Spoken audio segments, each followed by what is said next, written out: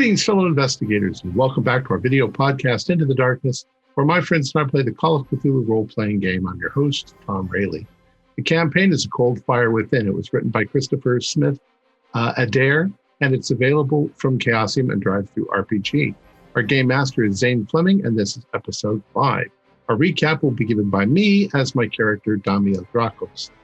So, without any further delays, let's continue our journey into the darkness.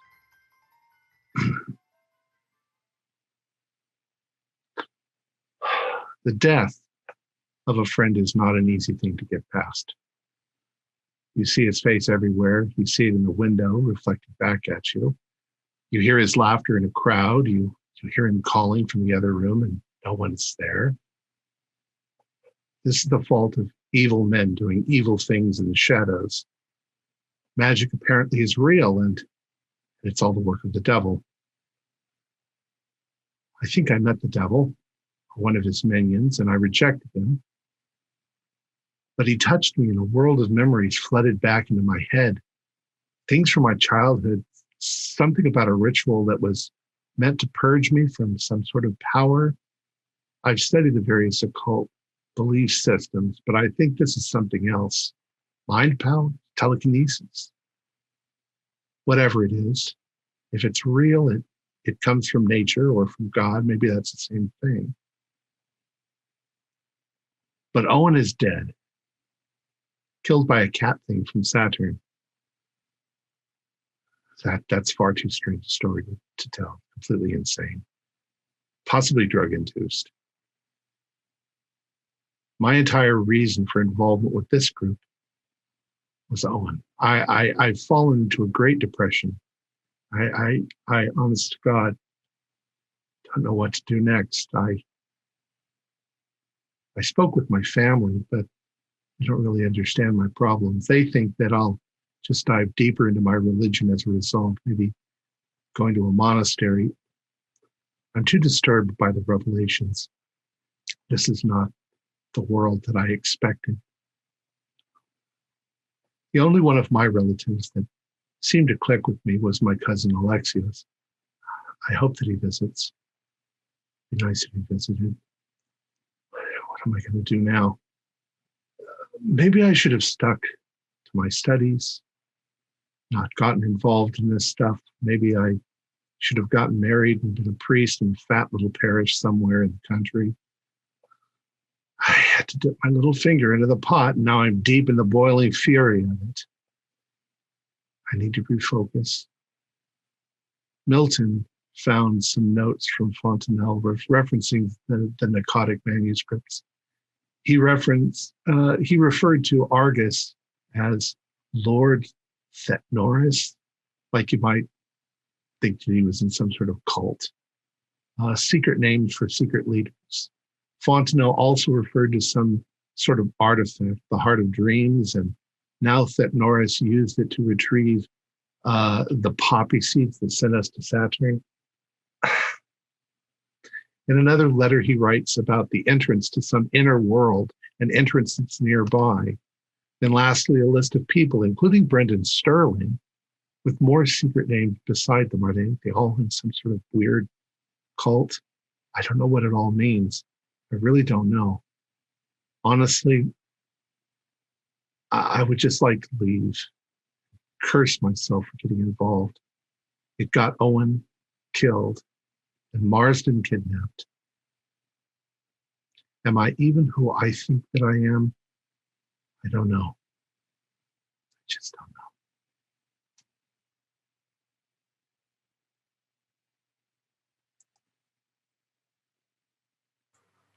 Thank you very much, Tom. So, as Milton and Damiel said in the last episode, they were doing a pretty good search of the house and everything before they left. When you guys obviously composed yourself enough to kind of come out of the study and things like that, Damiel, I think you're still pretty distant at this point. You're not quite fully there. I'm completely out of it.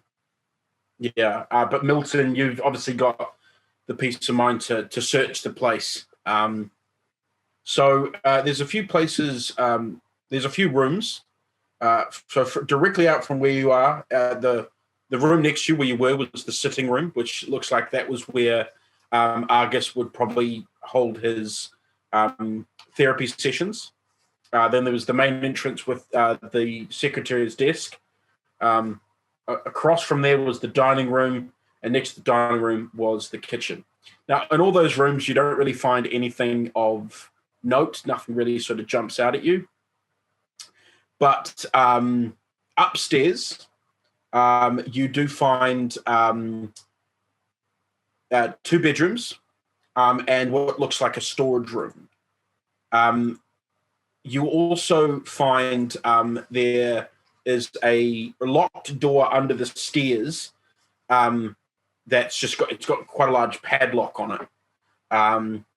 You also go out the back and you find the greenhouse with all the yellow poppies with a scent very similar to that of the gas that hit you in the room before. And off to the side, there's a little shed that seems to have gardening tools and whatnot in there as well. So where would you like to look first?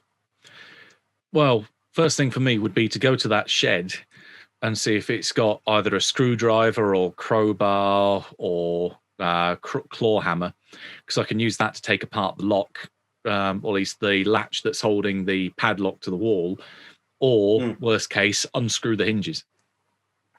Yes, so there's definitely a crowbar, claw hammer, there's screwdrivers, there's all kind of manner of tools and stuff in here. Mm-hmm. Yep, that'd be the thing for me. The cellar, all right, cellar first thing. Okay, so what would you like to do? A strength check first to see if you can just pry it off?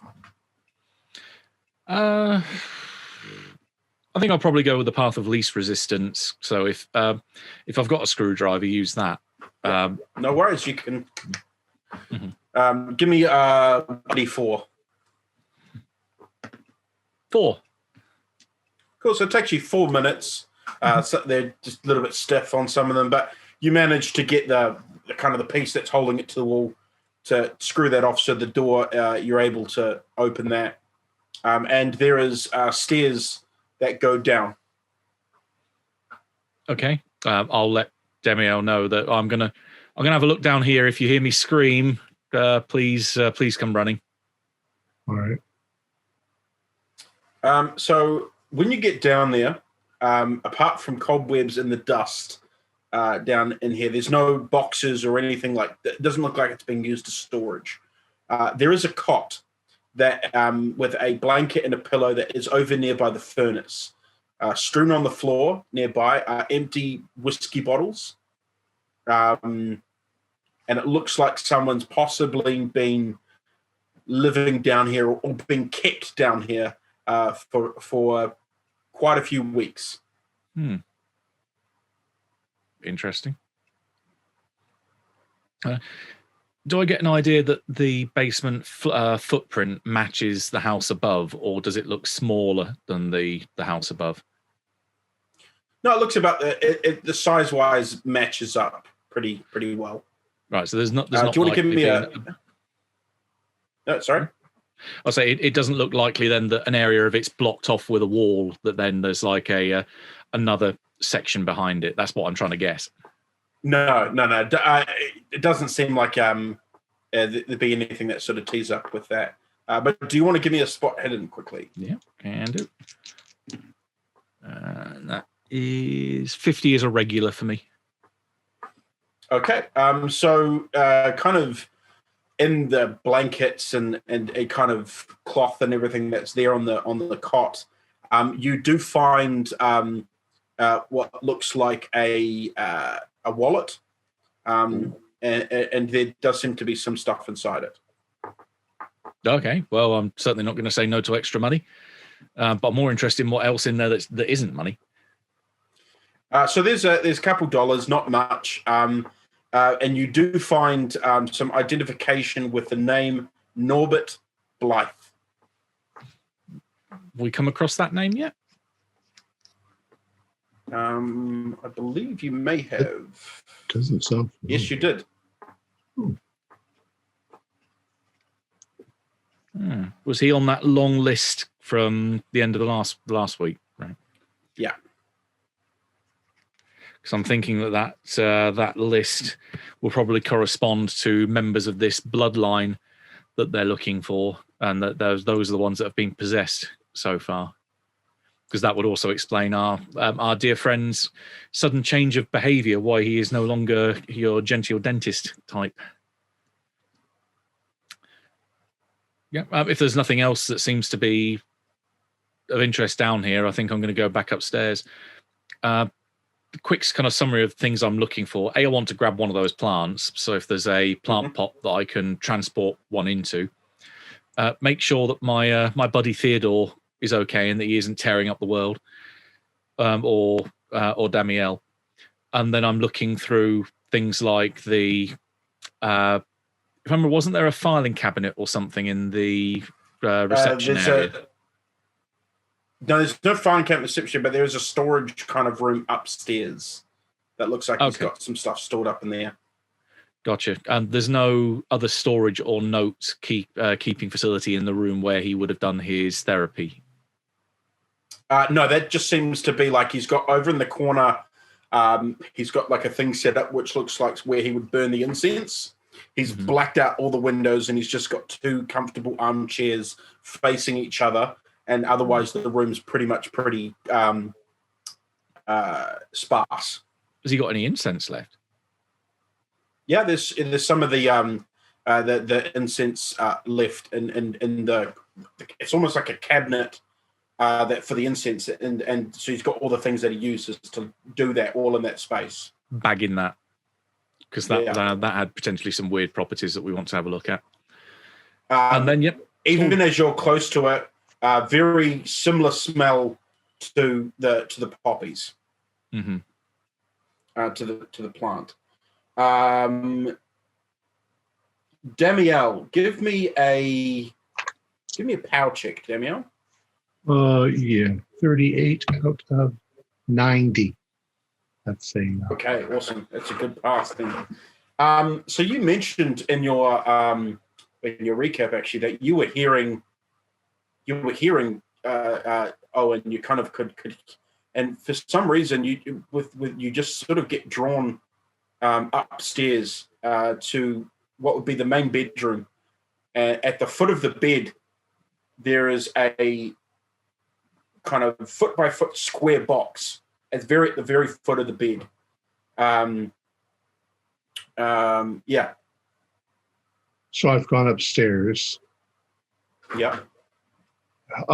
Is it just like a wooden box or a crate or a? Yeah. So it looks like quite an ornate, well polished wooden box. How is it secured? Is there a lid? Is it a lock? There seems to be a hinged lid. No latch or lock or anything like that. Okay, I'm just gonna lift up the lid and see what's inside. Yeah. So inside. It's a padded interior, with red kind of silk padded interior, and in it you find a hang on.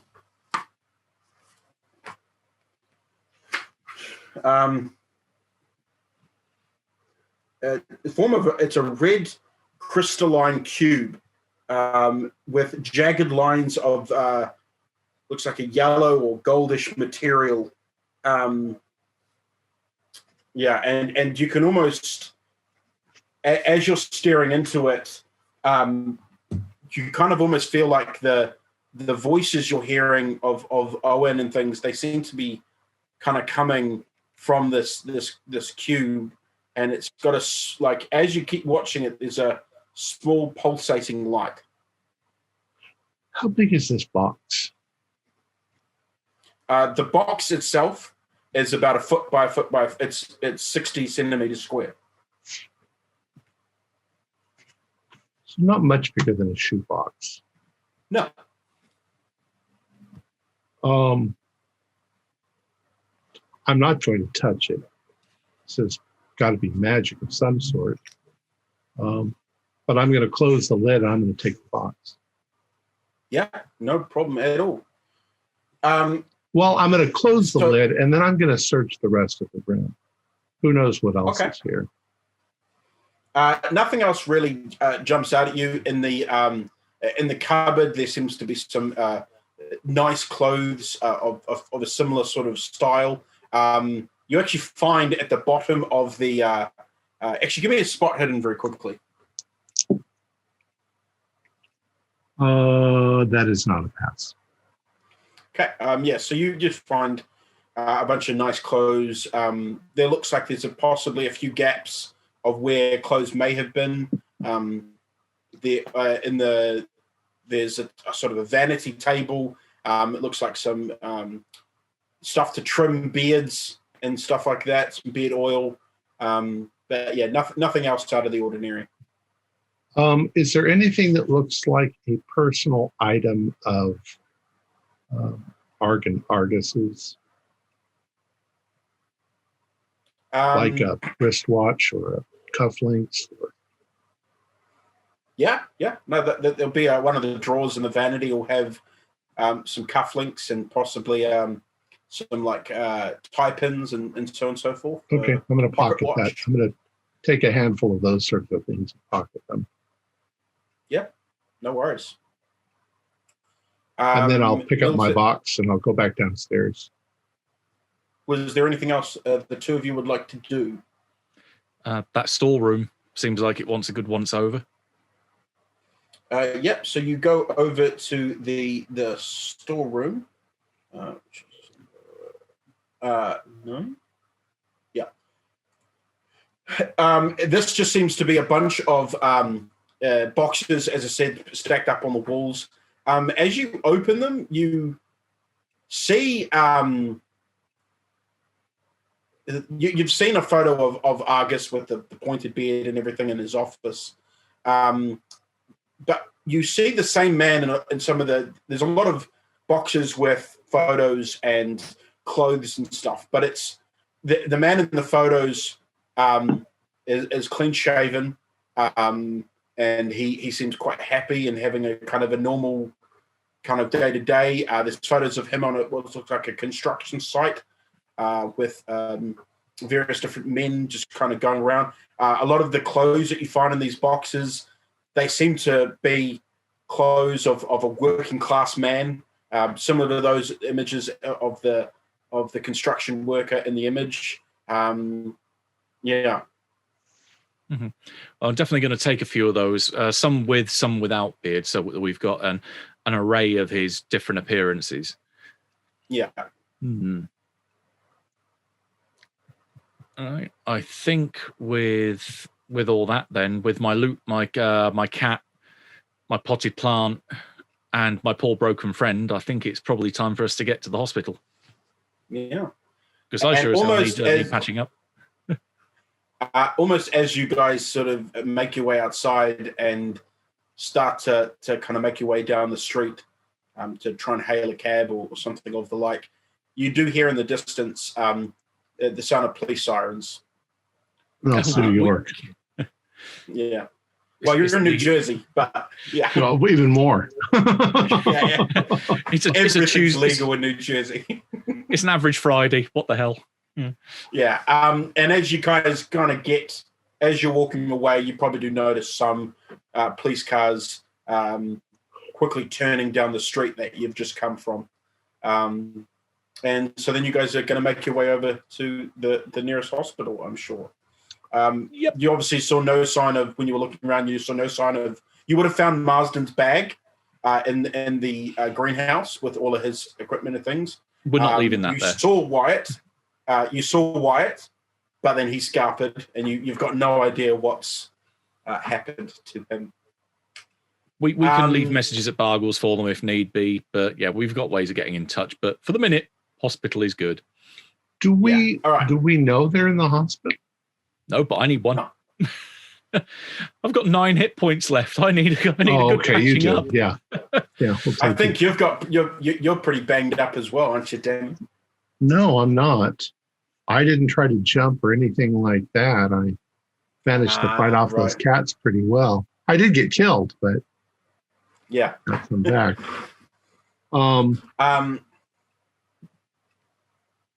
So you guys head off to 43rd and 1st and Park Avenue, because there's a hospital there.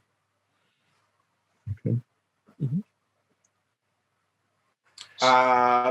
When you get to the hospital, do you want to make some phone calls to Bargles and that kind of thing? Yeah, just to say to leave messages for the others if they turn up, they just say where we are. Sure. And give them contact details and the like. So they've got a way of finding where we are. Cool. You guys have got pretty good. I think at least Milton's got very good credit ratings, so they'd probably give you guys private rooms quite happily. Make sure you've got the doctors come and see to you fairly well. Now, well, and this is when he's in the hospital room, I'll get on the payphone and start talking to members of my family because I'm depressed, and that's when I'll get a hold of Alexios. Okay. So he probably lets you know to sit tight, and he's gonna he's gonna come in and get you. He doesn't like the fact that some people are roughing up you and your friends, so he's gonna come pay a visit. So let's jump over to Marsden and Wyatt. So obviously after the car flip and everything in Marsden, some people came over and removed your the sack over your head and untied you. The police arrived pretty quick, smart, and they started questioning people and moving people along and asking sort of what happened. Some ambulances turned up. Wyatt was packed off into an ambulance. He was still unconscious when you last saw him. You were put in another ambulance and shifted away as well. When you got to the hospital, they kind of wheeled you in, and the man at the counter sort of was like, "These guys part of the accident." And one of the attendants says, "Yeah, this is this guy was in the back of one of the truck that got flipped." And he goes, "Okay, take him over to room 5. We'll make sure a doctor comes over and checks up on him." The police need to take the other guy to a separate room, and Wyatt, who's sort of groggily starting to come through, gets wheeled off in another direction. The police made any effort at all to find the bastard that kidnapped me? There's just a plain, like an officer, just a beat cop looking type guy, and he goes, "Hey, don't worry, mister. We got we got the statements from the people around and things. We've got our best guys on the case." Ah, your best man. Very good to know that. He after shooting my friend repeatedly, if my understanding through a burlap sack and the not great number of puncture wounds in him can be believed, the fellow fled on foot with many witnesses. You haven't picked him up yet? Well, yeah, we got the witness statements, and we know what he looks like, and we're looking into it. Yeah. Very well. But anyway, they take you off to room 5 and sort of sit you up there, and a doctor comes through, and first he's going to do a quick check on you. Ooh, that was an extreme, so you get the max help from the doc, which I believe is 4. So you get 4 hit points back. This doc's very good. Marsden or me? Marsden. Oh, okay. Why you wake up? Probably you don't really know how much time has passed. The white light from the hospital room kind of stings your eyes a little bit. As you lift your hand to kind of come his face, you do realize that both your hands are being handcuffed to the gurney that you're on.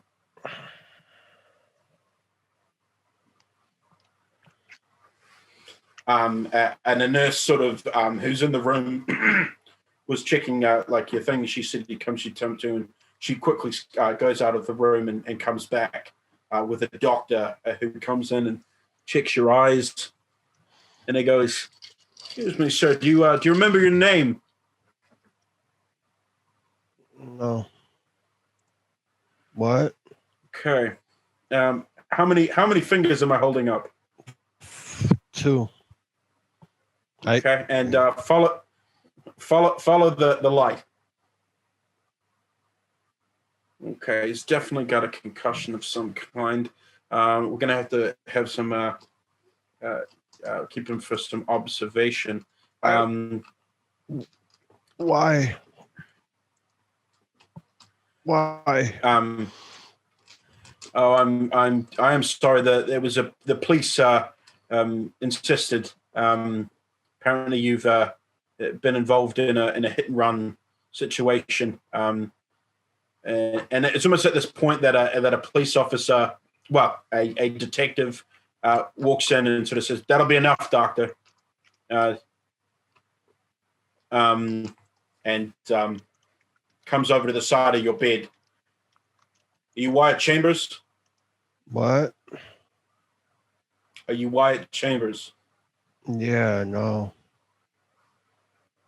Yeah, no. You're not Wyatt Chambers. Yeah. And I just... Yeah, okay, you're going to go to sleep? All right, no Yep. worries. Well, I'm not, but yeah. until he leaves the room. So they, the detective calls outside, and a beat cop type guy comes in. He tells the beat cop to stand in the room and to come and get him if you come back to, or you kind of wake up. Before he leaves, over on a table, it looks like they've had to kind of go and do some quick surgery on you.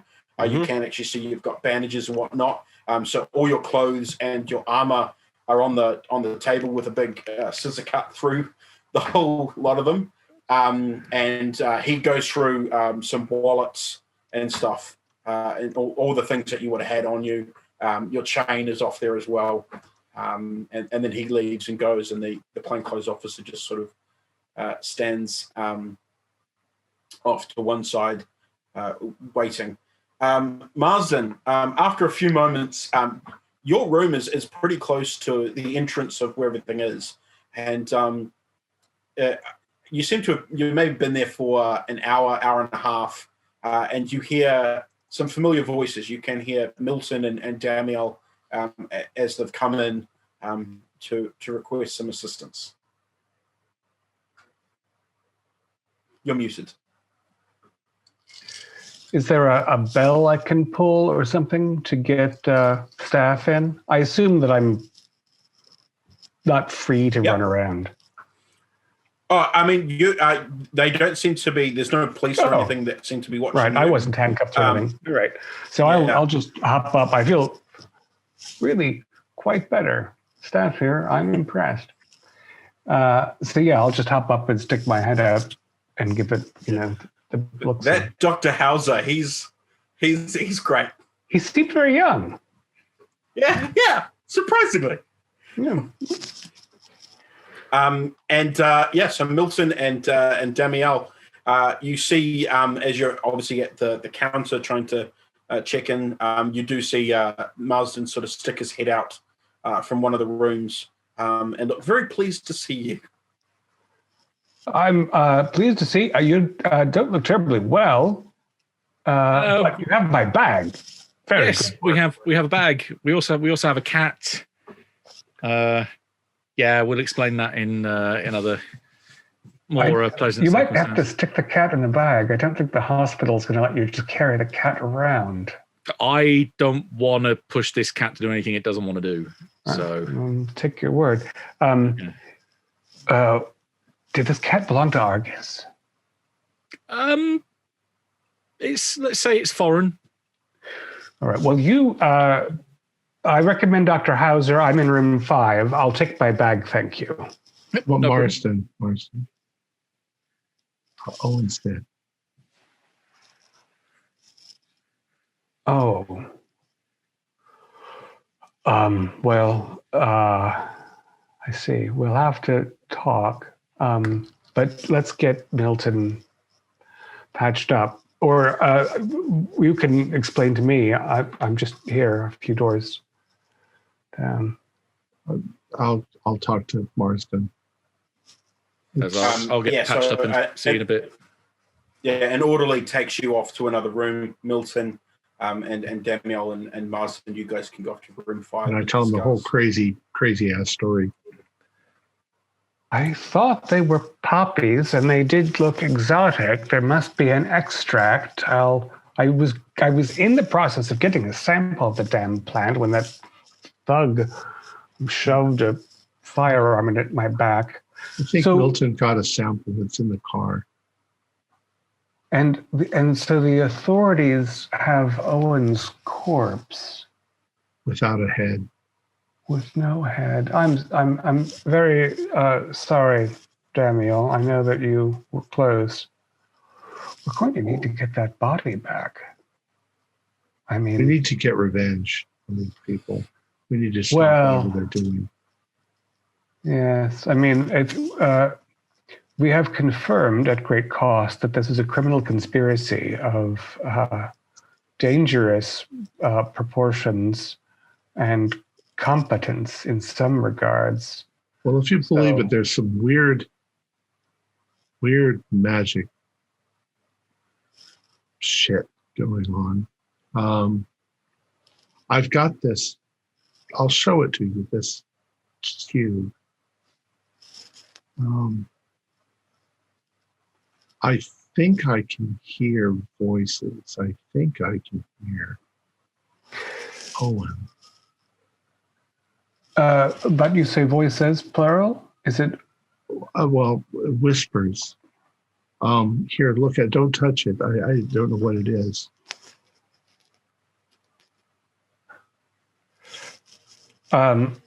We can examine it better back at Bartles. But. Yes, and at the anvil, I want to try different frequencies of light on it. It's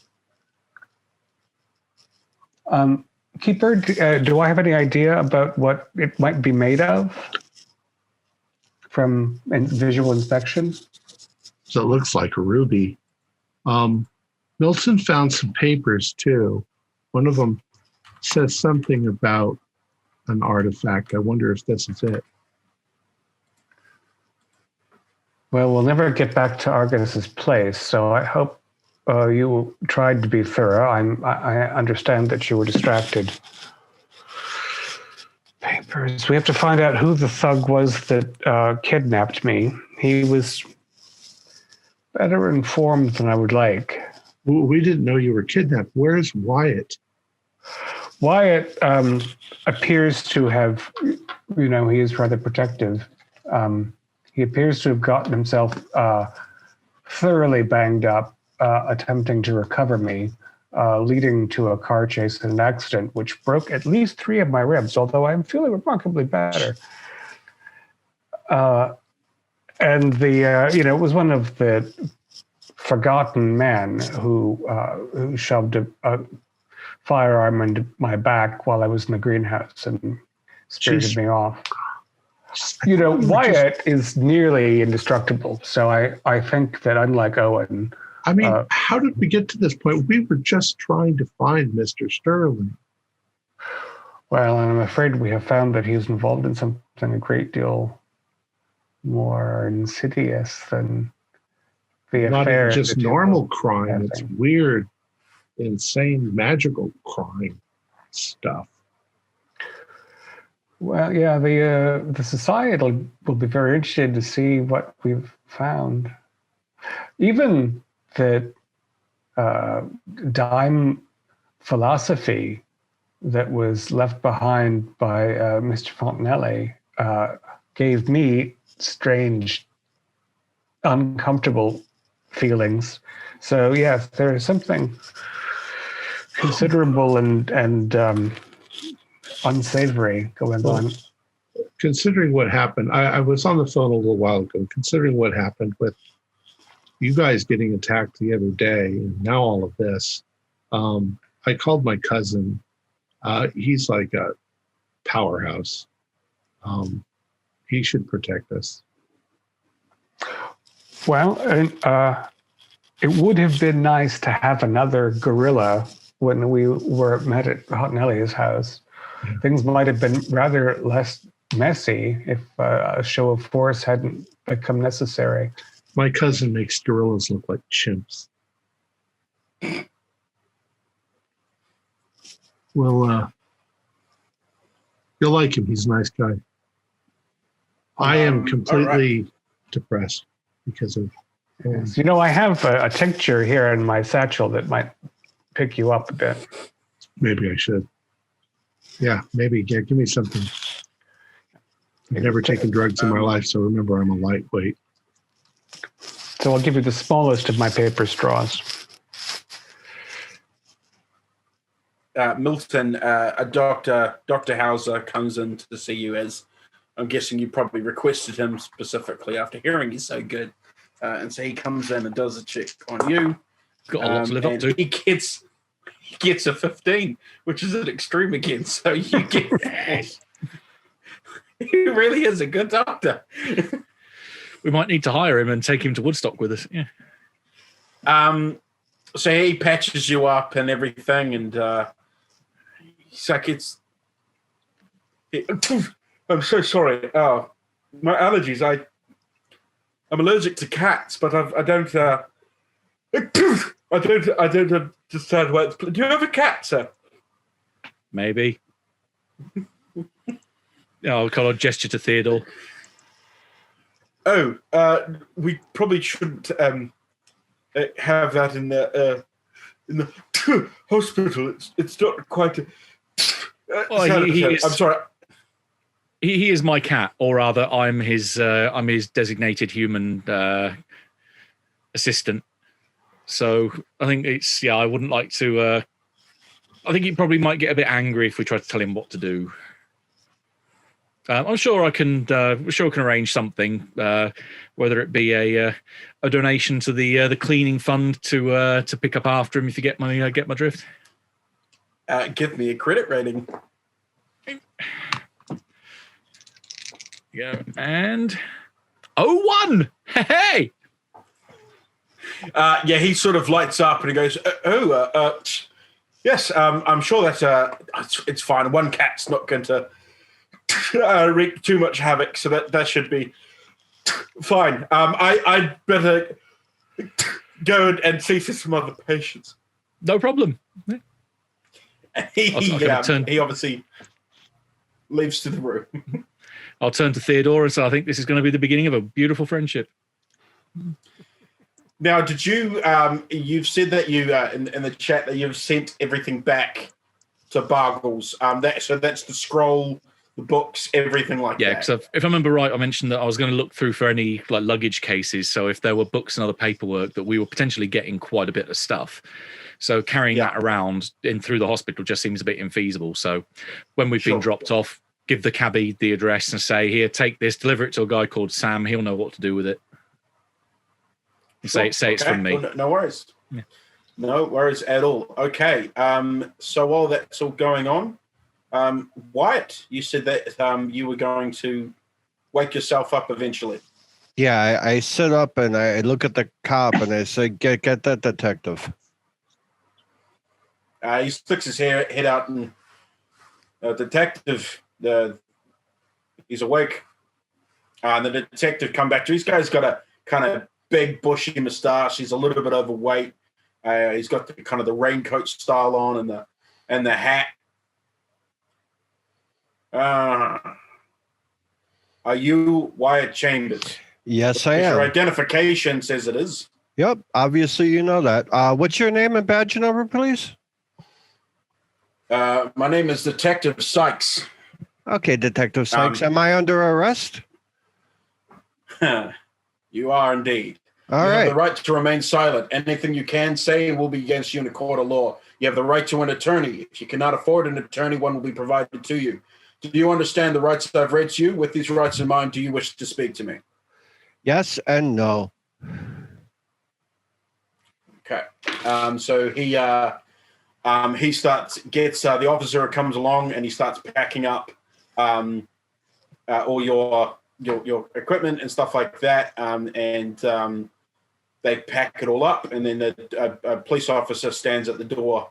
And after a little while, Marsden, the detective, comes over to your room, and he sort of knocks on the window, thing, and comes in, and I'm guessing, Damiel, you're still there as well. Mm-hmm. He goes, sorry to disturb you. We just needed to ask you a few questions, sir. About the villain that kidnapped me? You could say that, yes. Detective Sykes. Sykes. Pleasure to meet you. Lethbridge is the name. Well, as you can imagine, we were quite surprised, Mr. Lethbridge, to herald the statements about a crazy car chase that went down a few blocks away here in New Jersey. The man that you came in with flipped a car. You got thrown out the back. Then a man who was in the truck emerged, fired shots at the other one, and then ran off. Now, this was the witness statements, obviously. Do you mind telling me why you were in the back of the truck, tied up and blindfolded? Well, I'd say that's quite an interesting question, but not one that I'm prepared to answer. You see, I had an appointment at the home of a Dr. Argus on 666 Spring Hill Jack Lane. I was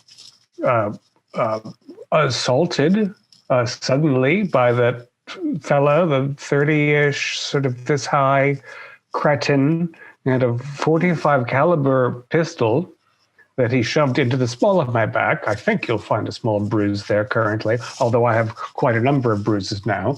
He sacked me, threw me into, I guess, a truck, if you'd say so. I couldn't, you see, that sack over my head made it difficult to actually ascertain. I then jounced around quite violently for a period of time until some sort of chaotic vehicular incident occurred. I bounced, I believe it was 7 times, most painfully on, I assume, Tarmacadam. I heard a couple of violent retorts that I assumed were gunshots. And it was still several minutes before anyone took the sack off my head. So really, this mystery about why I was in the vehicle, I believe, is your mystery to solve. I, while present, was not exactly a witness, but rather a victim of violent crime. Okay. So this address you mentioned here, we were able to track the truck and the car, both used in the incident, back to this address. Do you mind explaining the 2 bodies, one with the missing head? I was not aware that there were any, by bodies, do you mean human corpses? Yes, correct. One belonging to the owner of the car that the other driver was using, and the other one, we believe, we don't have any identification for this person yet because they don't have a head. So in that case, you have, I presume, an idea of the cause of death. And the other? Was it Mr. Argus's vehicle and corpse?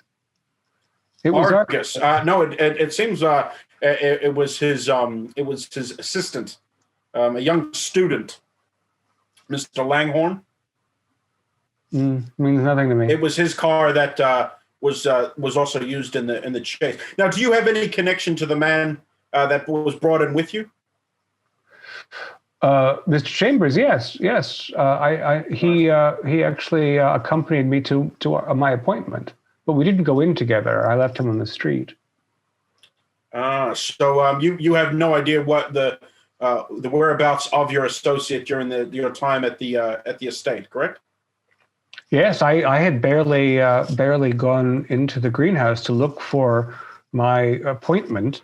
We were going to discuss botanical matters, Mr. Argus and I, when I was accosted by that ruffian. I can only assume that poor Wyatt had been pistol whipped himself.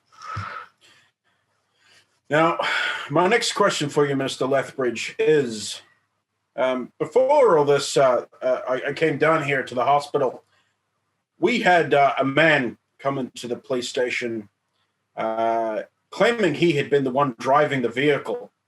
I came in with a few associates, and they claimed that you and some of your friends were involved in the killing of one of their associates yesterday out at Long Island. Is that correct? I believe that I understand what the ruffian is referencing, and I can tell you. So he was claiming a citizen's arrest on you because of your involvement with the murder of his friend at the shooting, and I believe it was Mr. Leopold Fontanelli's residence. Is that correct? It was Fontanelli's house. You'll find that I had already discussed the matter with an officer from the NYPD. Yes, we have that on record. Yeah. I don't believe that it is customary, is it, for random people to make citizens' arrests at gunpoint after the police are involved? Oh, definitely not. And believe me, sir, this ruffian, as you put it, will be reprimanded severely for the actions he has made against you, he unfortunately hurt quite a few people in this car chase. But that was his what he was claiming. Obviously, was that he was citizens arresting you for your involvement with the murder of his associate the other day.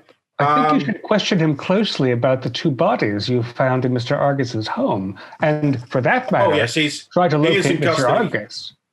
That's very good. Yes, he is in custody. But they have all made statements against your other associate, Mr. Chambers. The other three men that came in with this gentleman say that they were there present, and your associate, Mr. Chambers, was wielding a lightning rod, which he wrapped around him and killed him.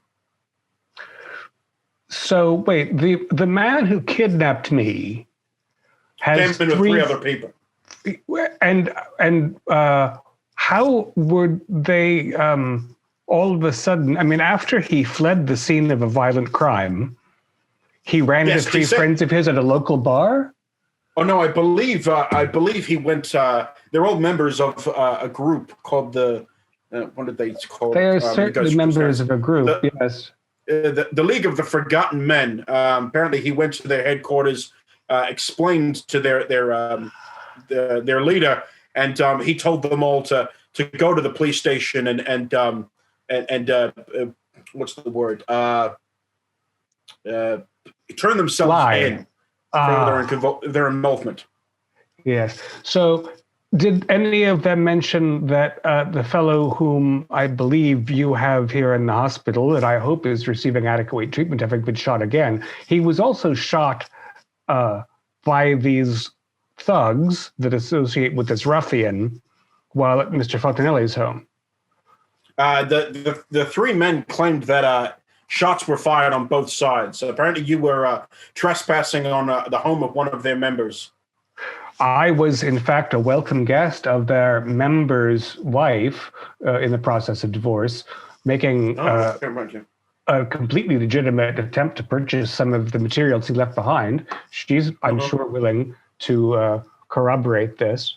I did draw a weapon after I was assaulted, but I fired purposely toward the ground, simply attempting to scatter them like the rats that they are.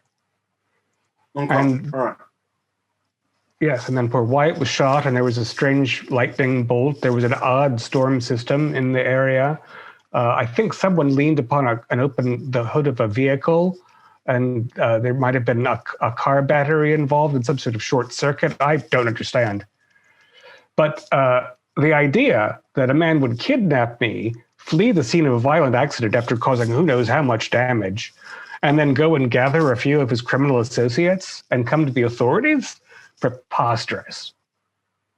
Well, as I said, he claimed he was just going to be bringing you to the police station, but when he found someone following him, driving quite erratically, which the witness statements do corroborate. He was driving normally until your associate started to violently. Given that he had drive. no remote right to commit a so-called citizen's arrest, and given that Wyatt could not have known, no one really does have the right to do that. Yeah. So we don't really like people doing citizens arrests. It's not a thing we encourage. That's why we pay you as public exactly. officials, precisely. So I can only assume that my associate understood quite reasonably that I was being kidnapped by force. Well, again, we very much would have rathered he'd called the police as opposed to taking his vigilante justice into his own As you know, hands. in the heat of the moment, people can be abrupt. Well, you could say that for the other guy as well. The other guy went and got three of his thug friends and asked their thug boss what to do. That's hardly the heat of a moment. If you saw a friend of yours, well, they have turned themselves in. They have turned themselves in. I hope that they're held for some time. They're going to have a great deal to answer for, I can assure you. I can't see them getting away without being reprimanded severely, but I also don't see any way for your associate. Sorry? You've used the word reprimand repeatedly. I think that civil law requires a great deal more than a reprimand. Oh, no, these guys are going to sing for sure. And someone who was acting innocently to defend someone who was the victim of violent crime, I assume there is an appropriate degree of understanding for it. Wouldn't you agree? Yeah, we actually have a name for that. It's called manslaughter. What man was slaughtered? I believe his name was Jerry. Oh, man is an exaggeration. He's somewhere in the primate orders. But again, I don't understand how, a freak storm event can be associated directly with my friend, Mr. Chambers, particularly on the assertion of 3 or 4 club members of an organization that engage evidently in a series of violent crimes. I expect, officer. And he puts his hand into his jacket and he pulls out a bag that has Wyatt's chain in it and kind of plonks it down on the table. Was that? That's a very curious looking bit of metallurgy you have there.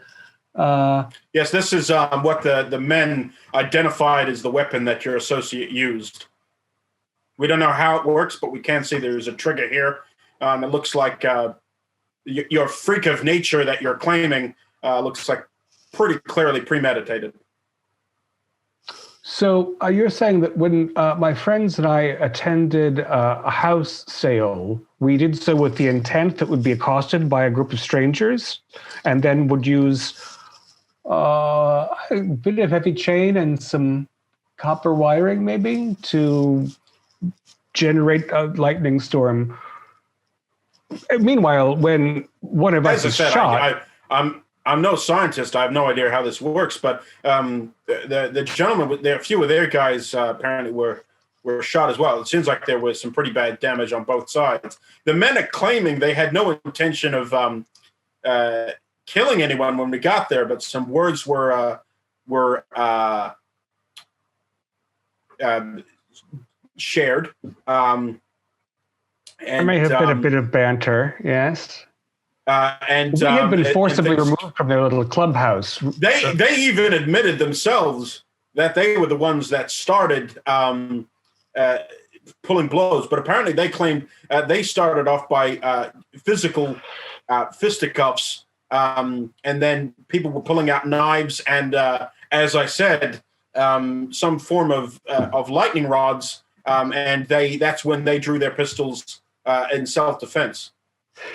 Detective Sykes, have you seen photographs of the a member of their club that suffered the unfortunate accident? Yes, I have indeed. Would you describe him as larger or smaller than a normal human being? Oh, I'd say he wouldn't be larger than a normal human being, but he's definitely of bigger than average size. When you appreciate that when they claim, again, they've obviously rehearsed their testimony in a way that is most suspicious. If he claims he was merely going to say, "Sock me one," imagine what a gorilla of that sort would do, socking a fellow of my size, age, physical robustness. It hardly seems like less than manslaughter itself, intended manslaughter. Now, all of this is important, and I suppose it should be described in front of legal witnesses and all that. This is clearly a very, except for my friend Damiel here. Damiel's actually not in the room. Damiel left pretty early on, and he's no longer in the room at this point. So, obviously this is just a private conversation between amicable members of a civil society. I can only suggest that given that we have a great deal of evidence of violence committed against us by these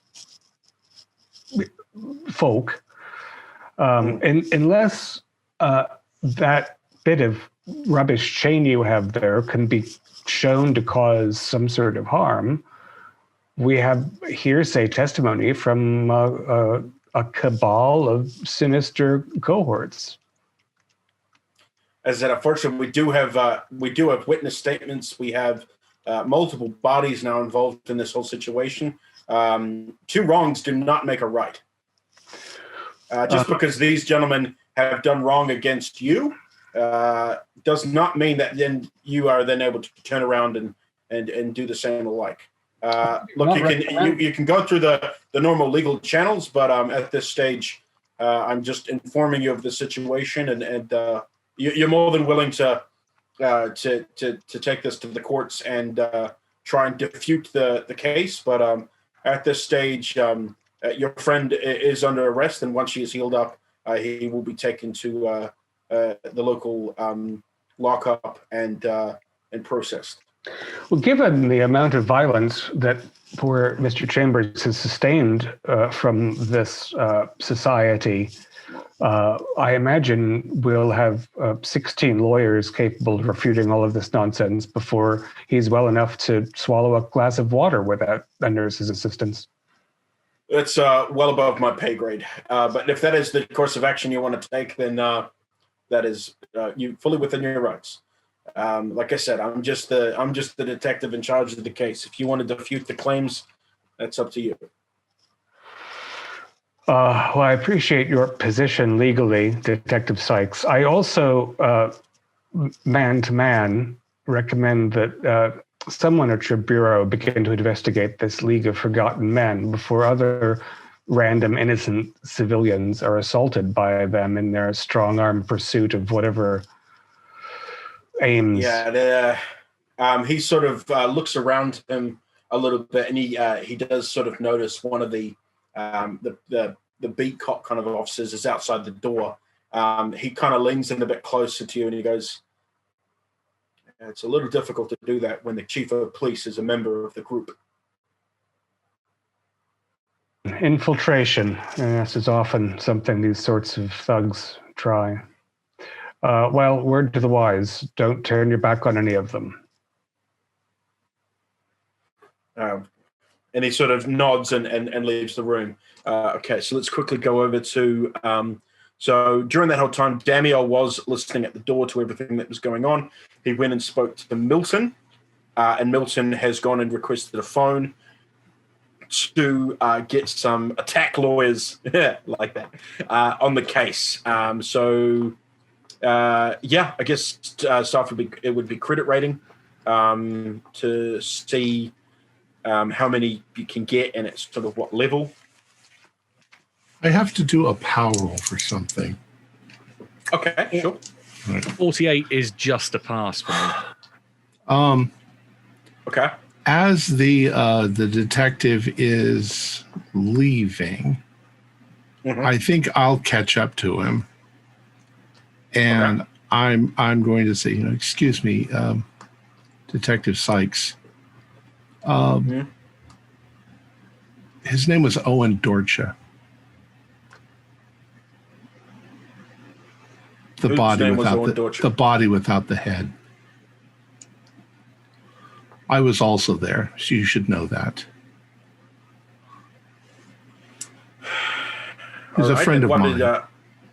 I need to take your statement. How did your friend lose his head? I don't know. We went there on an appointment to speak with Mr.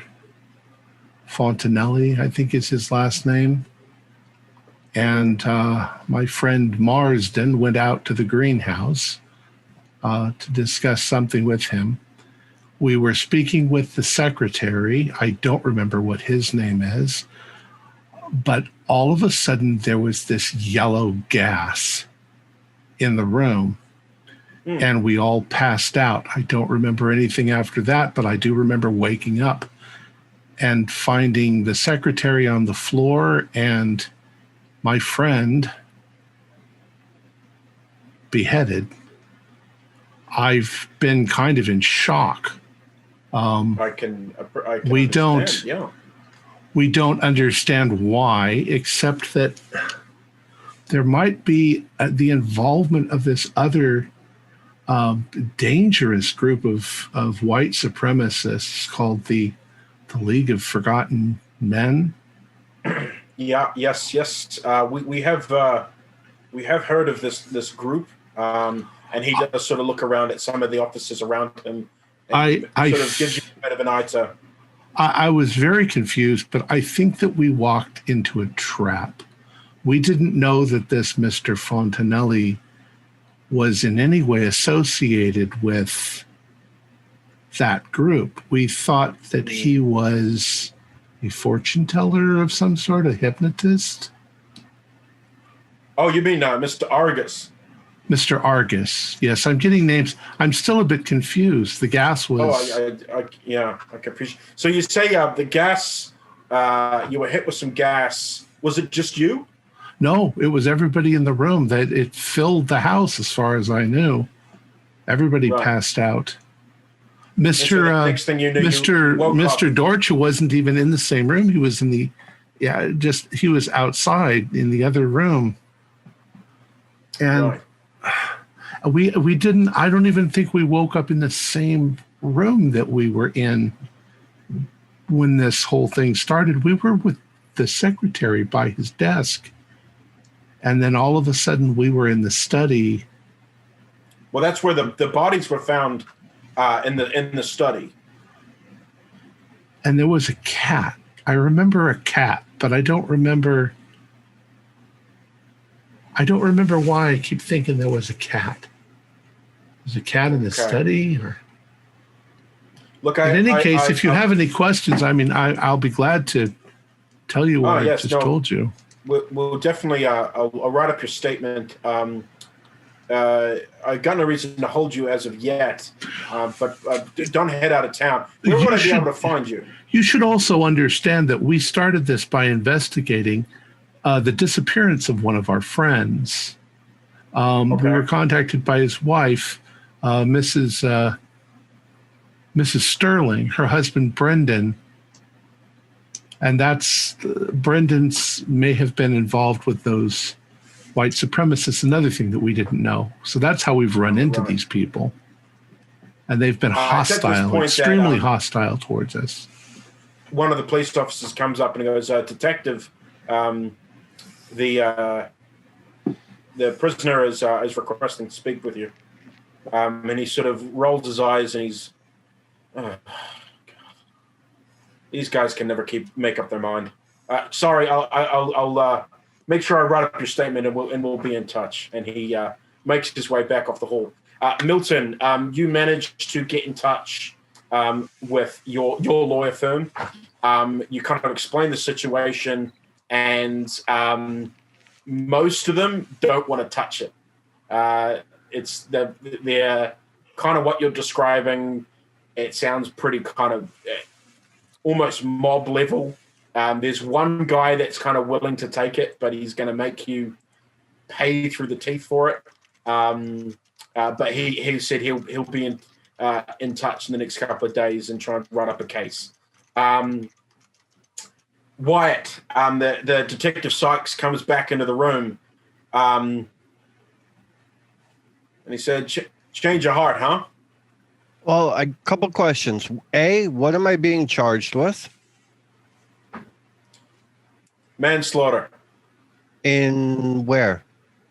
Oh, and reckless driving, destruction of property, possible murder. Murder where? The list goes on. Murder where? At the home of Mr. Ferdinand Argus. We found 2 bodies. Okay. So... Oh, and vehicular theft as well. It's another one. Okay. Manslaughter is New York, so you can extradite me there. That charge doesn't hold up in New Jersey. Vehicular theft, $200. I'll make bail. Reckless driving, $35 charge. What else? Give me a credit rating.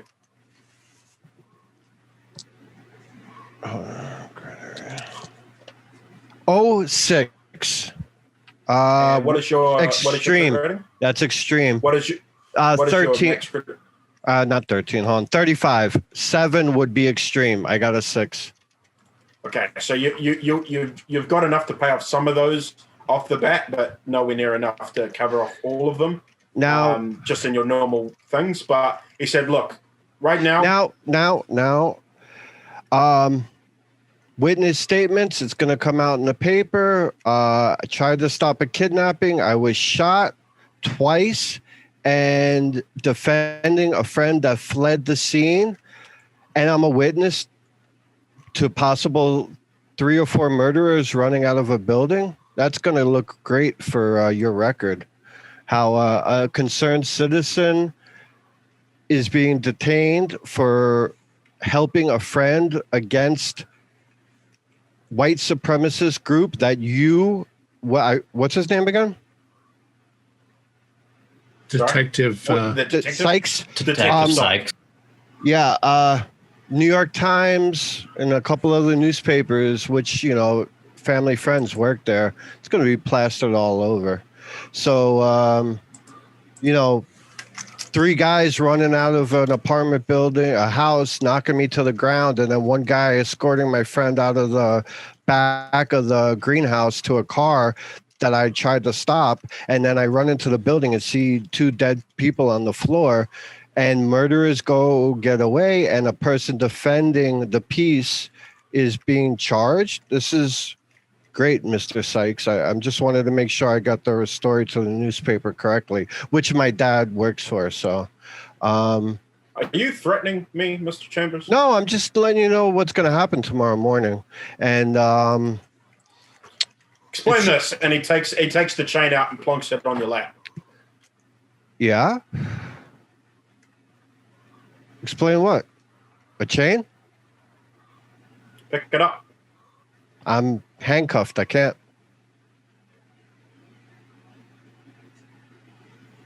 All right. Is there any damage to this? Is it broken? Is there any shards? Can I pick off a little piece of metal off of it as I pick it up? Probably not. No, it's a solid. I mean, you can try and take it apart.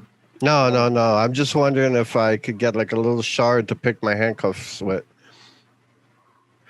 And he said, here. And he says to you, just there, just on the edge without the hook. What about Click it? that. You click it. Here, touch. Grab it. It's your item. Grab the end. I'm asking you to do it, Mr. Chambers. Sure. It only works if there's 2 people touching it. So grab That's the not end. what the statement said. Statements from neo-Nazi. There's statements. Okay. Click it.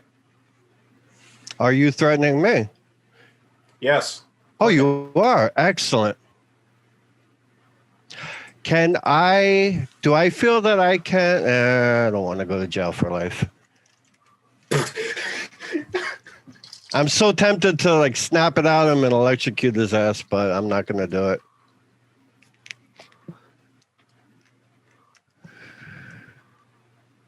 And then he'll pick up the chain if you do nothing. And goes, all right, we're done here. And then he leaves. You're done tomorrow. Okay, so during all this whole process, eventually Alexios turns up at the hospital looking for his cousin. Alexios. Daniel, what have they done to you, my friend? It's a long story. Yeah, you just see this, anyone nearby just sees this huge hulking, like 6'8" absolute mountain of a man. Just picks me up. Daniel, who did this to you? It's a long story. We can't talk about it here at the hospital, but how did I get into such trouble? You're very pale. Have you eaten today? Do you want to come and get some food? I don't know if I can leave immediately. I don't think you ever met Owen, but a friend of mine was killed. Owen, I'm by sorry. Some very bad guys. Bad guys? What have you gotten yourselves into? Were you involved? Without going into it all, I'll tell him the story that we were trying to find the husband of this woman, and there's white supremacists, and they've been violent towards us, and now... Gives him the whole, yeah. Daniel, between you and me, it sounds like you might need to get some new friends, buddy. No, my friends are fine people. It's the people that we've stumbled across that are the bad guys. Here, I'll introduce you to some of them. First one I'll introduce you in is to Detective Sykes. Yeah. He's like literally like leaving the door, and he goes, yeah. Would somebody get this walking carpet out from in front of me? Pleasure, Detective. I assume you're going to get to the bottom of this? Yeah, I'm just wading through all the shit on both sides to find it. But yeah, we'll find the bottom eventually. Right. Well, hey, I'll not keep you. You got to do what you got to do. Well, it seems like your cousin's the only one who's telling the goddamn truth around here anymore. Well, there's white supremacists in the police department, so we don't trust you. But you seem okay. Trust me, I know they're there. Just hands are tied. Can't do much about it. But I'm just trying to stay on the straight and narrow and do what I can. But oh god, yeah, just try and stay out of trouble, you guys. And I gotta go. Right. So I introduce him to Marsden and Milton and then Wyatt. Yeah, sure. You won't be able to get through to Wyatt. And because the police won't let you guys through to see Wyatt because he's been charged. Cool. You get 2 hit points back, Wyatt. Dr. Hauser is allowed to come in and check you, and patch you up a bit. So Milton, you get patched up as I said. Marsden, you've been patched up. What does everyone want to do tonight? I'm thinking about bluffing my way in to talk to Wyatt by saying, I'm a priest. I'm here to speak with him because, I'm not a danger or somebody. I'm a priest. And he's asked for a priest to come and hear his confession. Give me a fast talk. A good fast talker. Oh. Where's fast talk? Fast talk. Yeah. Sorry, Father. The chief isn't allowing anyone to talk to this guy. All right. Could you at least tell him that we are concerned for him? That can't hurt, can it? For Sure. his soul, for his immortal soul. If what they're saying about this guy, he doesn't have a soul. Oh, no. He's a good boy. He's probably just gotten involved with some very bad people. Look, if what they're saying is true, this guy's got quite a few bodies to his name, and they keep piling up. So, yeah. Oh, I don't believe that. Fine. And then I go. But yeah, so he won't let you through to see poor Wyatt. Are the others all getting out of the hospital? Yeah, they've all been cleared for to kind of to go. They've been patched up and things and given the all clear. And just told to take it easy. Sykes has sort of told them, obviously, don't leave town. And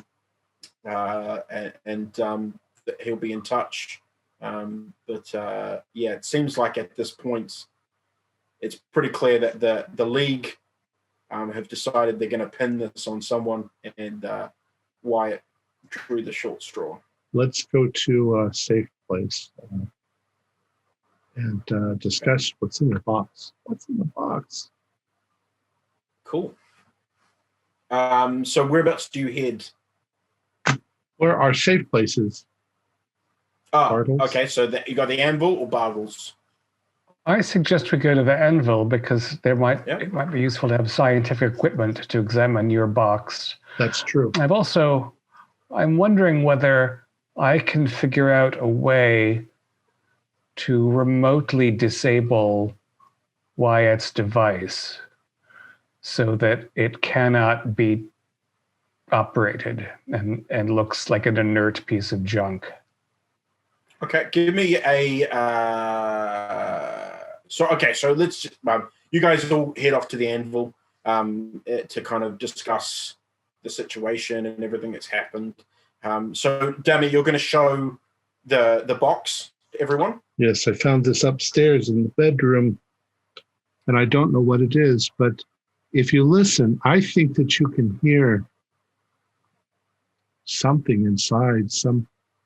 I swear it almost sounded like Owen, but then I could be mentally compromised with the stress of the situation. Grief is not good for human mental processing. No, it's not. If I put a horn or stethoscope near the device, can I hear anything? Give me an occult roll. Damn it, Jim, a man of science. Oh, I rolled a 9, so I will spend 4 points. That's Yeah, sure. Yeah. You can hear. There seems to be some sort of voices. They're very faint, but it sounds like kind of moaning, and you can hear some chatter in a language you don't understand. But it does sound like human articulated sounds. Oh yes, correct. And, Yes, and there's several of them that overlap. Yeah. Milton, do you want to give me a knowledge roll, please? So you do hear voices. You are not entirely mad, Daniel. 42 is a regular, very nearly a hard. Okay. Do you want to make it a hard? If it helps, yes. So I'll spend the 2 points. Will help. Cool. So you remember, so as you were reading through a lot of the stuff that you found, one of the things that was mentioned, I believe it was in Leopold's note, of an item called the Heart of Dreams. Yes. And you also remember that phrase in the Latin scroll. It was on there.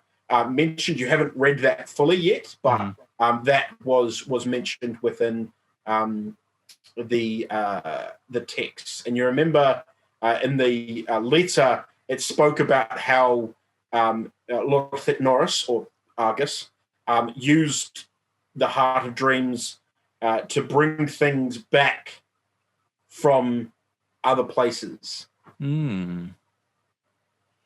Let me hear the language, if you say there's some language. I'm a linguist, after all.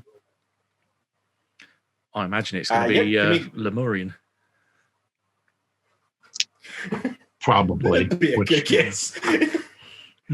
It's got Anglo-Saxon roots. No. Oh, I got an 18. All of the languages that I speak are above that. And it's none of them. It's none of them. Okay, so just double checking, Milton, you go back to Bargles and then you've come to the anvil?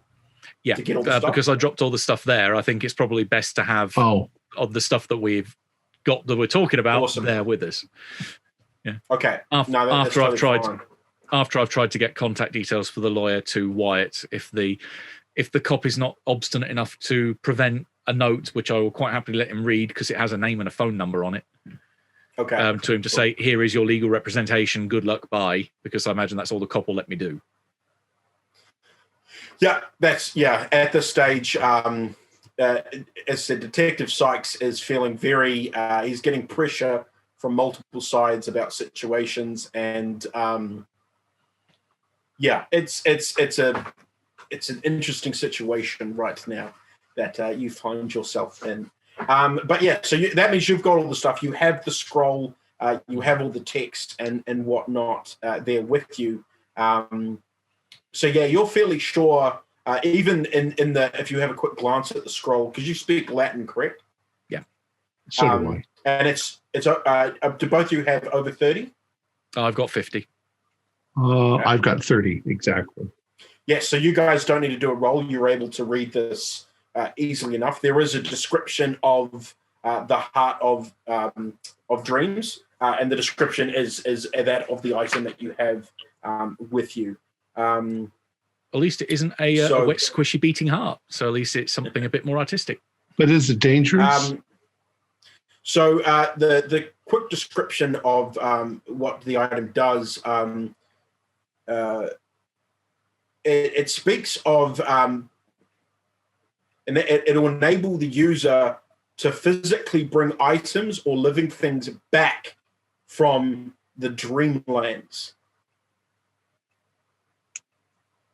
And the scroll, the scroll also talks about how to create a crystal of Nephron Ka.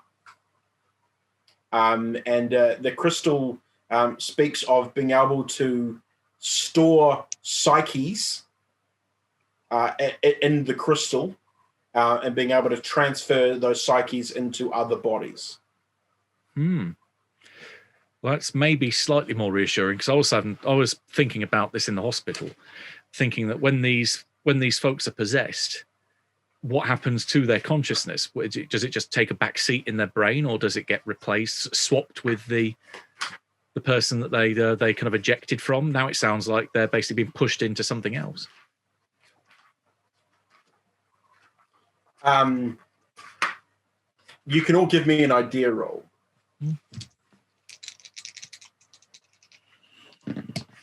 A regular pass. Hard.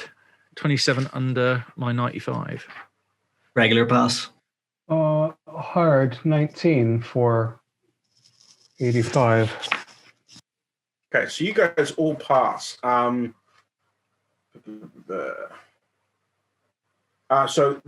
scroll that, because I'm assuming Milton and Damo, you guys are filling in the others on the contents of the scroll. Sure. The scroll claims to be a translation from an Etruscan stone tablet. It discusses the crystals of Nephron, which the ancient Lomarians considered sacred, and how to create them.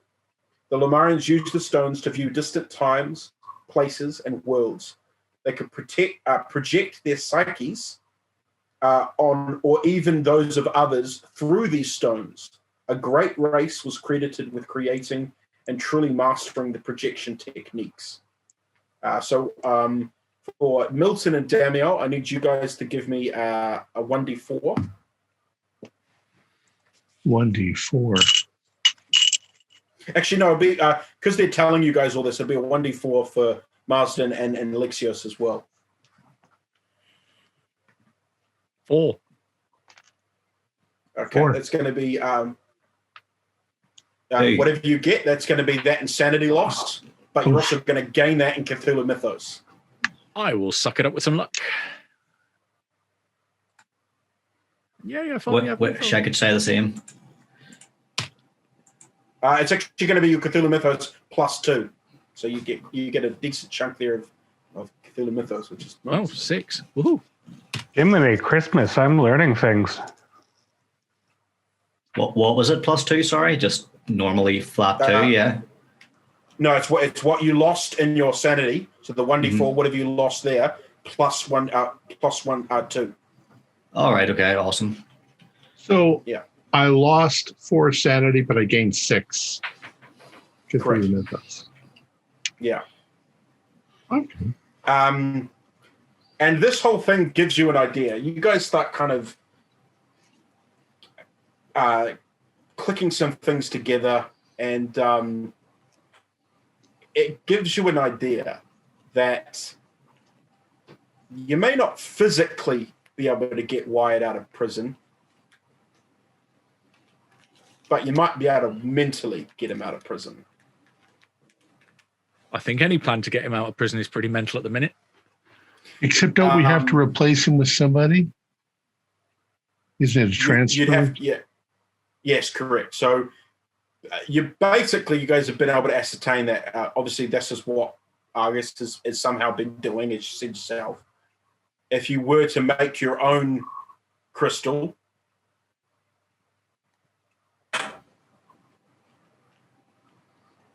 So put him in the body of the richest guy in town, and then. But you'd have to get the richest guy to go to prison. You'd have to find the right, as Argus has found, he has to find the right person to be able to replace certain things with. It's not just going to work with any Tom, Dick, and Harry.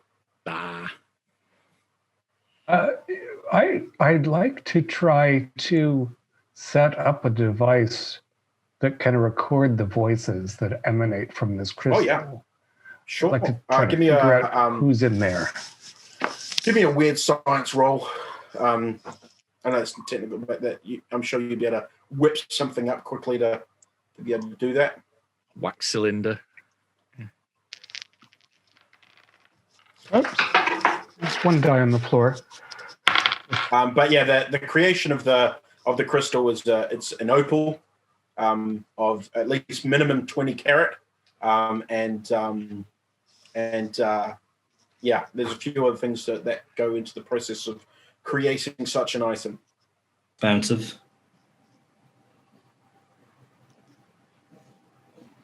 It'd almost be as much the amount you'd probably think to hire a lawyer. It's coincidental. Yeah. And we didn't run across one of these, like sitting on a nightstand that we thought, oh, it was just a decoration. Oh, no, this is very much from the scroll. It is describing the thing that that Argus has used to hypnotize people and to, the thing worn around his neck. This is the description of this. I just think there was a time in the past 10 years you can go into anybody's house and find a freaking crystal sitting on with a little light bulb underneath. Sure.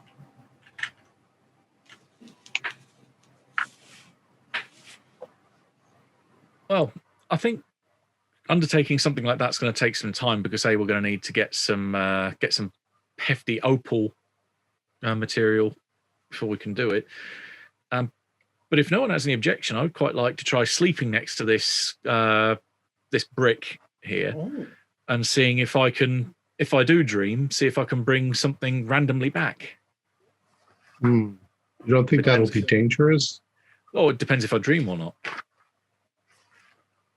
And we don't know until we try. It might be useful. You never know. What's your just remind me again? What is your psychic skill you've got? Clairvoyance. Clairvoyance. Yes. Perfect. Yep. Yeah. No. Yep. It's a viable option. Because I also want to see if I can learn how to communicate with my. I won't call him pet because he'd probably be insulted by it. But my friend here, Theodore. Oh, yes. That thing came from your extraterrestrial dream experience? He seemed quite content floating around Saturn, but he was also fairly content to come back with me. Have you fed the thing yet? You know what? I think I should probably get some food. I have a number of animal samples in an ice box here at Anvil. Let's see what it likes. Might like a nice mouse, or given how big it was in the other world, it might like a nice big juicy rat. You never know. Oh, I've got plenty of white mice. Maybe we should see what it does with one live. Okay. Mm-hmm. I'll be back in a few. You're going to have a live mouse. It's soon to be X-mouse. Yeah. So describe to me how you're going to give this mouse to Theodore. I want to see whether it's capable of functionally feeding itself in our dimension. I'll bring up a mouse from the breeding box in the cellar, and I guess I'll put it in a small cardboard box, and we can leave the box. And I'm sorry, you called the thing Theodore? Mm-hmm. That name just came to mind for some reason. Came to mind. Maybe they're telepathic. We'll just leave them both in an observation room, and we'll be behind glass. I'll set up a photo apparatus. Mm-hmm. I'm kind of glad it's the mouse going in the box. I have a feeling if a cat went in a box, we wouldn't have this idea whether it was there or not. So, yeah, Schroeder. Yeah, sure. So you guys set it all up, and Theodore sort of sitting there in the box. And after a while, you guys watching, he sort of tips the box over, and the mouse sort of falls out and starts kind of scampering around. And Theodore just watches it kind of scamper around and run around the thing for a bit. And then poosh, just puts its paw out, and it just grabs the tail like quick as lightning, and then just sort of picks the mouse up and then gobbles him up. I was about to say he would make a fairly useless house cat, but I take it back.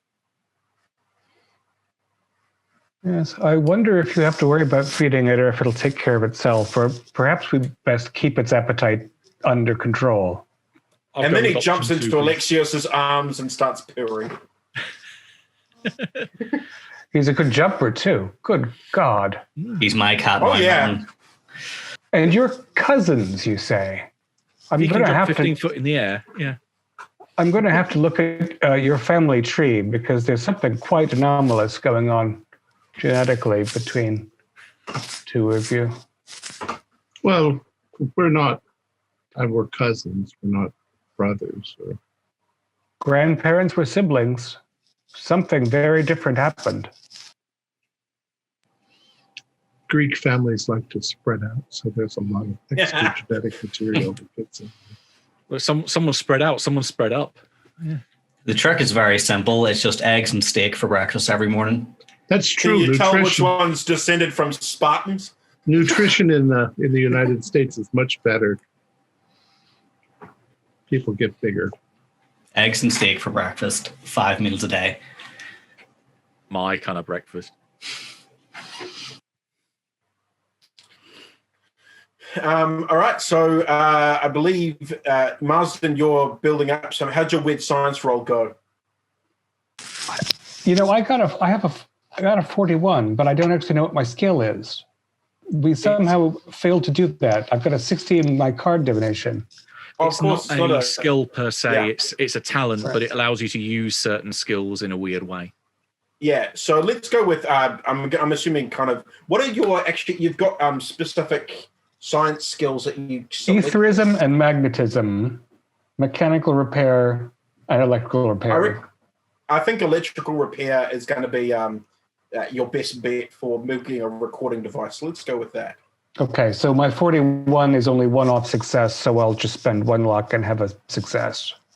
Cool, yeah. So you kind of bang some stuff together and you're able to set up some sort of recording device there, no problem.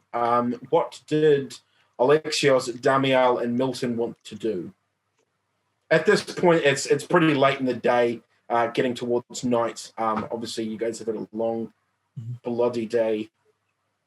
I honest to God think that I can't do much of anything but sit and think and consider the direction of my life.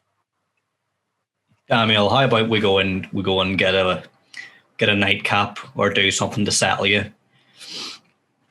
There's some ooze on the fridge.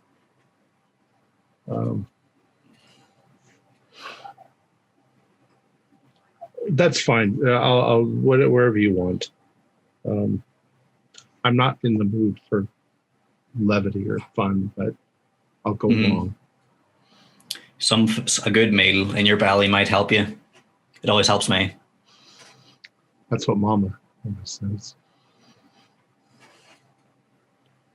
Milton, what would you like to do? Until I get chance to sleep, per chance to dream, I would like to sit down and try and attempt communication with Theodore. So I'm going to try and see if there is a cat language that I can try and learn. Sure. Give me a knowledge. A language other skill. Okay, so 0-1. Yeah, pretty much. Come on, you dice. Come on. I saw one dice and thought, yeah, 2, and then I saw a 9 on the other one. No, not a hope. You want to spin luck? 91 points of luck probably is not going to happen. Not until after the next luck advancement roll. No, that's fine. So he sort of is just sort of peering and looking at you and stuff, and kind of seems pretty nonchalant. Just kind of gets on his back and looks up at you upside down, kind of playing with everything, and rub his belly. Yeah, be the good adoring human. Damiel, as you're kind of thinking, and Lex is cooking up some food in the kitchen, some beautiful for all of you there. You're getting these lovely wafts of beautiful Greek flavors and some lamb cooking and things, some stuff going off. Damiel, as you're kind of sitting there focusing, you all of a sudden look to your left and realize that the fork is levitating off the table. And as you notice, it clatters back to the table.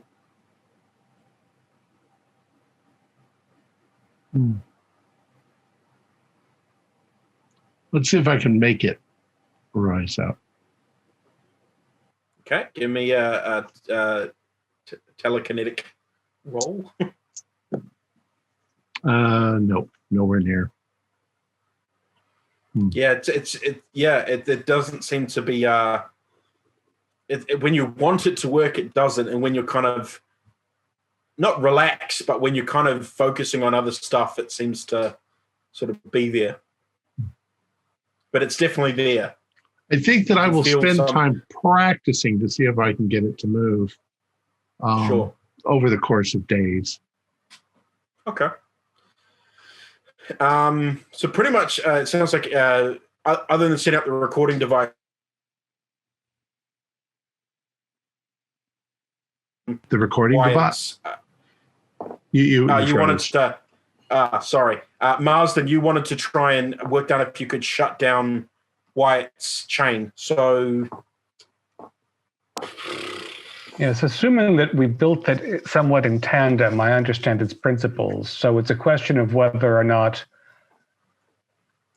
it's entirely self-contained or whether it's relates to. Yeah, I don't think it. Yeah, I don't think it would be a thing with a signal.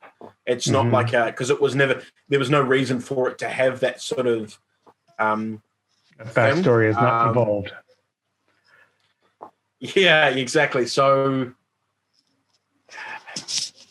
You'd possibly be able to try and work out a way to shut it down, but you'd have to be fairly close to the item to nullify it. Like a magnetic charge would do, but you'd have to know what police station the item's being kept at and be within a certain distance. You wouldn't be able to like switch on a thing here and shut it down. You'd shut down all. Right. It's not relating to us. It's but it should be fairly straightforward research to figure out where Detective Sykes is based. So it'll be in his evidence locker, and a sudden magnetic pulse should. I mean, there are no. It shouldn't affect any other device. It might make their lights flicker. But that's probably, going to take time. Yeah. A specific so device. that's kind of what you want to work. That's what you kind of want to work on tonight, then. Yeah. While the device is recording, I'll drink some more coffee and power through. Okay. And give me a magnetism roll, then. First time. Another 41, which is also 1 point off, happily spent. Okay. Make sure you guys check off things you've passed. Remember that.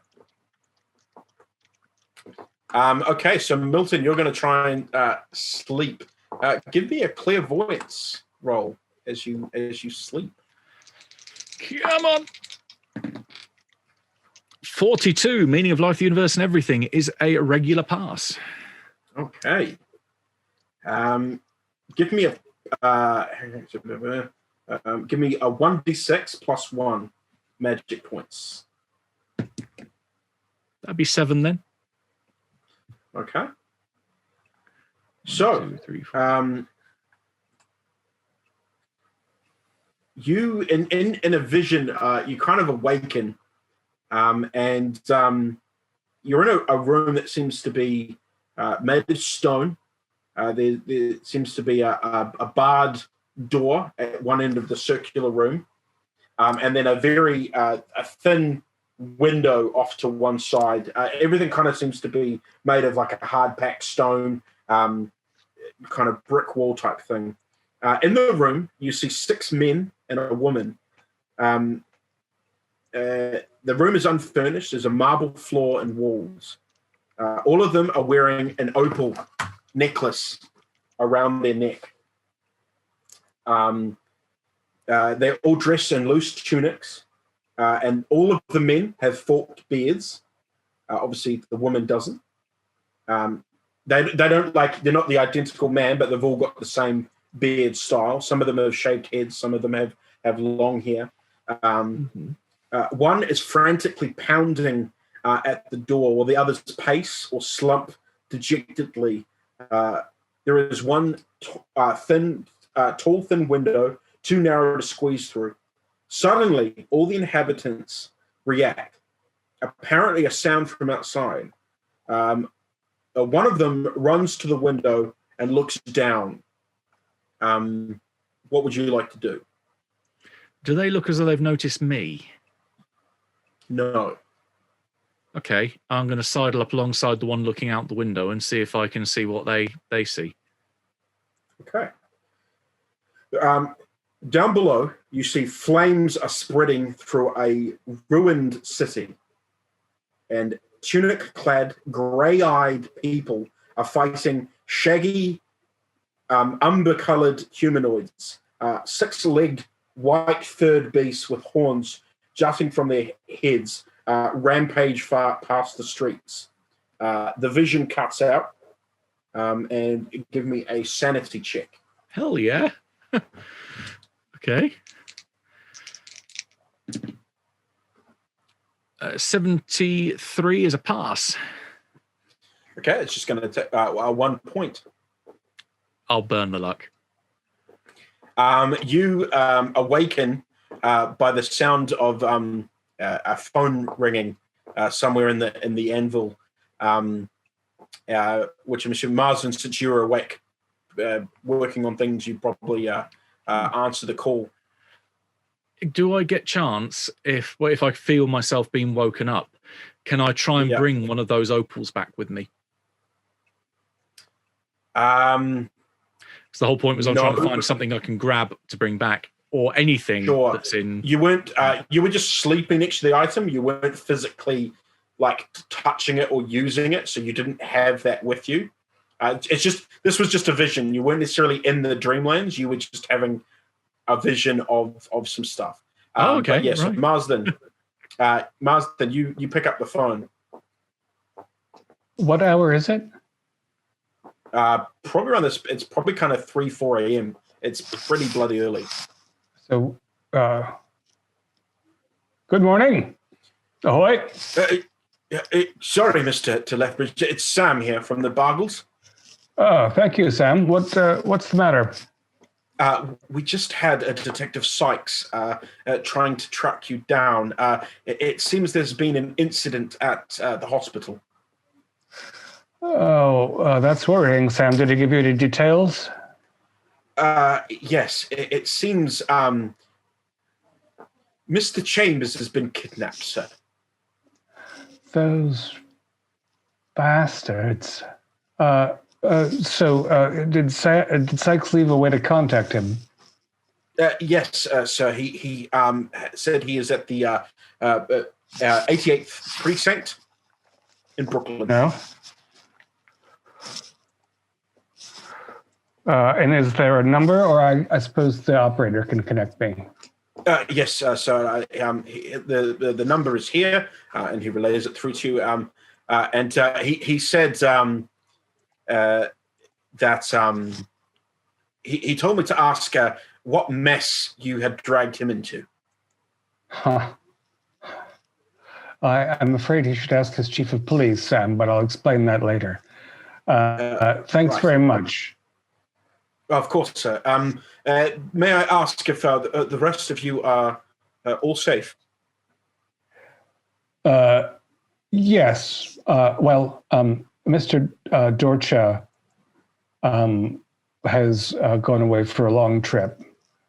Yes, Mr. Blake informed us of such. We've sent Sam over to his apartment to pack things up. We thought it would be more beneficiary to move his items and Mr. Draco's items to Bargles. That's very thoughtful, Sam. Commend whichever of you or the team of you for deciding that. That will save Mr. Dracos a great deal of grief, I think. Yes, we thought it would better that he was near friends, and we understand he you may need another room for his cousin. Yes, if you have something on the larger side, the highest ceilings you can get, and maybe. Oh yes, sir. The attic room has got vaulted ceilings that'll be fine. I think that will save a great deal of damage in both directions. Right. All right. Thank you, Sam. We'll see you soon. Yeah, much obliged. And then he hangs up the phone. I don't suppose. I think I'll rather than waking anybody up, I'll start making up notes to tell people of the new arrangements and circumstances. Okay. We're not going to get anything out of the hospital staff by rushing over there. Milton, I said you awoke to the phone ringing, so you possibly heard one side of the conversation from Marsden's thing. Danielle and Lex, you guys are probably well asleep, I'd say, by this point. I'm going to need some juice back to try and find out where he is later in the morning. So, realizing that nothing has happened with the cube, this time I'm going to try and hold it and fall back to sleep again. Oh, okay. ooh. You touched it. Okay. It's never good when the GM is like,